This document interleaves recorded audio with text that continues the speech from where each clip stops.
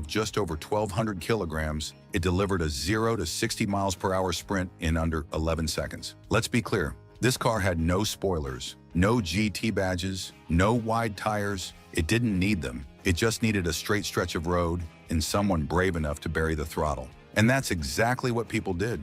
In fact, this engine, smooth, flexible, and unshakably torquey, became the go-to choice for those in the know.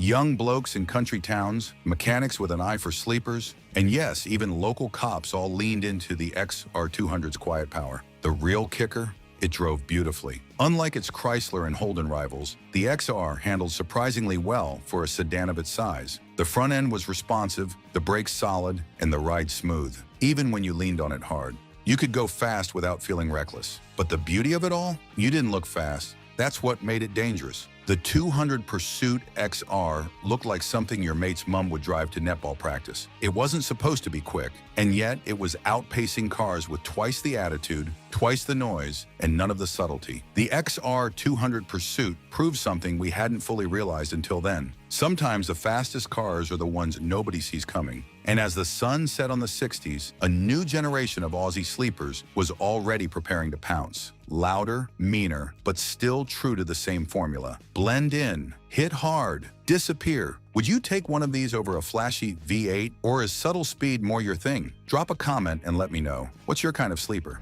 Number 4. Holden HD X2 179, 1965 to 1966. If you were alive in 1965 and saw a Holden HD cruise by, chances are you didn't look twice. Why would you? The HD was Holden's awkward middle child, taller, boxier, and a little too sensible for the thrill-seeking set. It looked like a car your uncle bought with a government bonus. It came in pastel blues, muted greens, and grays with names like Alaskan White. No menace, no myth, until you spotted the badge. X2. Holden didn't scream it, they didn't market it with fireworks or billboards, but those who knew, knew. The X2 option unlocked something Australia wasn't quite expecting from a car that looked like it still lived with its mum. A tuned 179 cubic inch straight six, dual Stromberg carbs, a performance camshaft, and a mild bump in compression. The result? 140 horsepower of unassuming fury. In 1965, 140 horsepower in a mass-market Aussie sedan was borderline subversive. That made the HDX2 a missile with a driver's license, and nobody saw it coming. Where the base HD limped through the quarter mile in over 20 seconds, the X2 trimmed that time down like a razor. Mid-17s depending on your tires and nerves. That meant it was running door-to-door with much flashier American imports, and yet it looked like nothing. No bulges, no GT stripes. Just a discreet badge, twin-carb chatter under the bonnet, and maybe, just maybe, a driver smirking from behind the wheel. Because the HDX2 wasn't about top speed, it was about catching you off guard. Pull up next to it in your stock Falcon or sleepy Vauxhall and think, easy pickings. Then watch your mirrors fill with regret. And the beauty of it? Holden never tried to make it sexy. The interior was bare. The body, slab-sided, the suspension, leaf springs and prayer. But the tuning was real, the acceleration was honest, and the X2's legend quietly grew, especially among young street racers and sleeper car fanatics. They say true power doesn't need to brag. The HDX2 proved that. It simply showed up, did the job, and left before anyone caught on. You thought that was sneaky? Wait till you meet the car that wore a three-piece suit and punched like a heavyweight. Number 3. Valiant VC Regal 273 V8, 1966 to 1967. Now this one came dressed to kill. The Valiant VC Regal wasn't subtle, it had class, chrome, tail fins that hinted at the end of an era, but it still held on to that polite, understated silhouette of a respectable Aussie sedan. A gentleman's car, until you turned the key.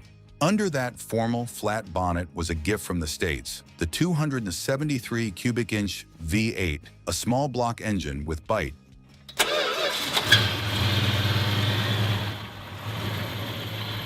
Borrowed from Plymouths and Dodges, half a world away. The numbers? 180 horsepower, 260 pound-feet of torque. This wasn't a sports car. This was a lounge on wheels with a clenched fist under its sleeve. Most buyers chose the Regal trim for comfort. Wood grain dash, reclining seats, automatic transmission. Few realized they were purchasing one of the first V8 sedans ever built in Australia. But the ones who did, They turned suburbia into a battlefield. This Valiant could hit 0 to 60 in around 9 seconds, which in 1966 was not just quick, it was menacing. The 273 V8 had incredible low-end torque, launching the car forward like it weighed 500 kilograms less than it did. And unlike the noisy, shaky sixes of the era, this V8 was silky, refined. You'd barely hear it idle until you floored it. Then it roared.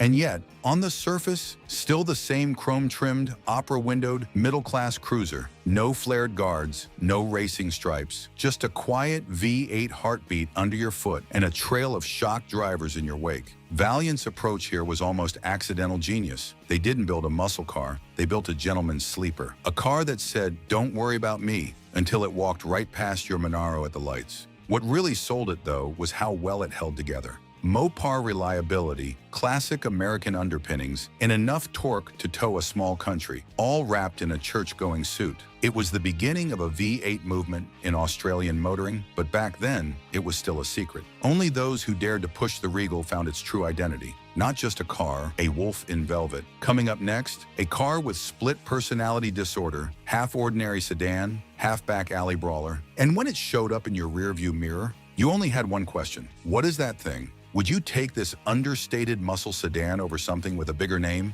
Drop a comment and let me know. Number 2, Holden HK Kingswood 307 V8, 1968 to 1969. The Holden HK Kingswood, a car so innocuous, you could easily mistake it for your local school principal's ride. The Kingswood was more family sedan than street brawler. It wasn't the type of car to stand out in a parking lot, nor was it designed to make you sweat in the rearview mirror. It wasn't flashy, no wild stripes, no aggressive badging, just a clean, squared-off silhouette with a grin that said, "I'll take you to the shops, no problem." But underneath, something very different was hiding. In 1968, Holden didn't just throw a V8 into the Kingswood for fun. They went big. The 307 cubic inch V8, a monster for the time.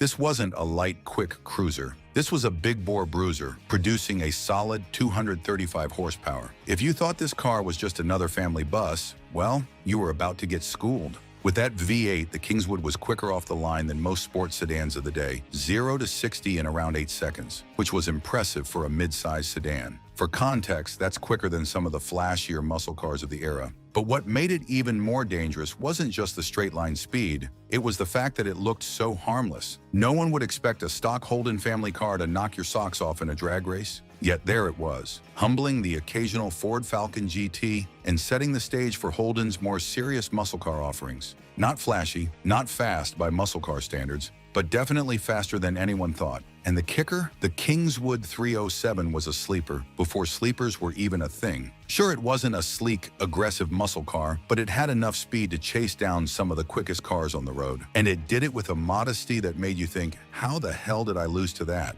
If you love hidden muscle in plain sight, be sure to subscribe to the channel for more stories on these underrated machines. Number 1. Studebaker Lark 4-door sedan, 1965 to 1967. And here it is, the ultimate sleeper of them all, Studebaker Lark 4-door sedan. If you've never heard of the Studebaker Lark, don't be surprised. This car was as American as apple pie, and just as unassuming. It was your typical 1960s family sedan, with the kind of design that made you think, that'll get me to church on Sunday, and maybe even take the kids to Little League practice. But then, you pop the hood, cue the suspenseful music. Underneath the Lark's innocent, plain Jane exterior was a bombshell, the 289 cubic inch V8 engine. And trust me, this wasn't just for show.